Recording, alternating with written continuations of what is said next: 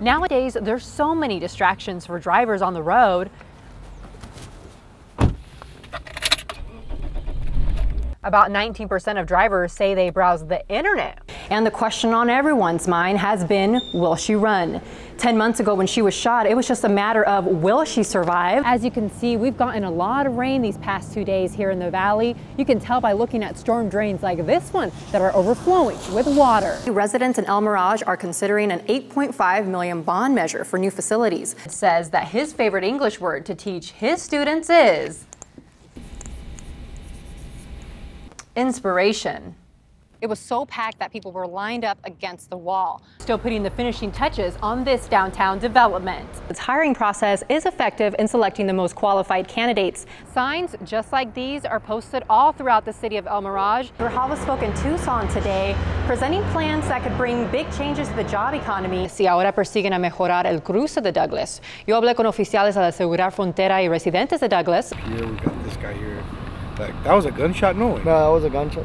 Noise that would have many running for cover is normal to hear in the town of Nogales, where the border of Mexico is so close. I heard gunshots coming from there while standing on a hill with Nogales PD. Let's go. Officer John Zuniga patrols the city with his partner Tesco. My partner's he's a 6-year-old German Shepherd, so he weighs about 90 pounds. Zuniga says the Nogales Canine Unit is an essential part to stopping the cartel from moving drugs throughout Arizona. Is responsible for probably maybe about 60% of the drugs. There's been a lot of marijuana, narcotics in general, taken off the street due to the proactiveness of our canine unit. Over 50% of the marijuana smuggled into the U.S. comes from Arizona, and Nogales sees much of it. 25 to 30-pound bundles of drugs are easily hidden among the mountainous terrain. When the coast is clear, they'll come up, back in, load up the bundles, and they're gone. All the canyons in between the hills here makes it easy for drug smugglers to go undetected. Even a car parked in a neighborhood is a potential threat. Officer Zuniga keeps an eye out for new vehicles he hasn't seen before, like this one Tesco is sniffing out. We got to look at everybody as a threat. Zuniga and Tesco have taken about 9,000 pounds of drugs off the street, but the cartels continue to smuggle thousands more in. Just when we think we have the upper hand, they'll come out and they'll slap us with it. But being the underdogs won't stop Officer Zuniga and Tesco from battling a dangerous drug trade with no end in sight. In Nogales, Lydia Camarillo, Cronkite News. Last night, he began following in Gabriel Gifford's footsteps as he began his life of service to his community. He is the whole enchilada. He's very popular, almost say famous for us in our community. That's the weigh-in on the newest addition to Sunnyside Unified School District's governing board, 21-year-old college student Daniel Hernandez. It's really humbling and it's a very exciting opportunity. He's not officially sworn in yet, but Daniel has been coming to the board meetings to listen to the concerns of the people. I am embarrassed to say I belong to this district. Thank you. It's also a great opportunity to see democracy at its lowest and most local levels. If he looks familiar, that's because he is. Daniel is forever remembered for his heroic acts in the Tucson shootings. He was Gabrielle Gifford's intern who helped her stay alive while paramedics arrived. Don't consider myself a hero. I never have, and I don't think I ever will.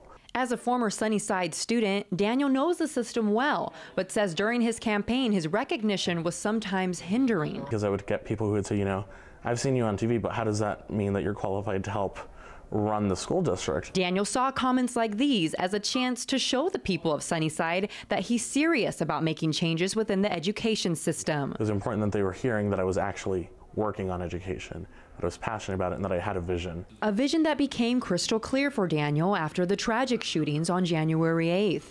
He says Gabrielle Gifford showed him the importance of public service. She told me, you know, it's not about winning or losing, it's not about politics, it's not about having power, it's about using the power that we do have to serve others. Now Daniel will be able to serve those part of his own beloved community, and residents have high hopes. It's really fun to see a student who's successful in doing something and giving back to the district. And Daniel will officially be sworn sometime in December. As for Gabrielle Giffords, we just got word last night that she has arrived in Tucson for the holidays and will spend it with family and friends. In the online bureau, I'm Lydia Camarillo, Cronkite News. What it means to be Mormon is at the center of the church's New Image campaign.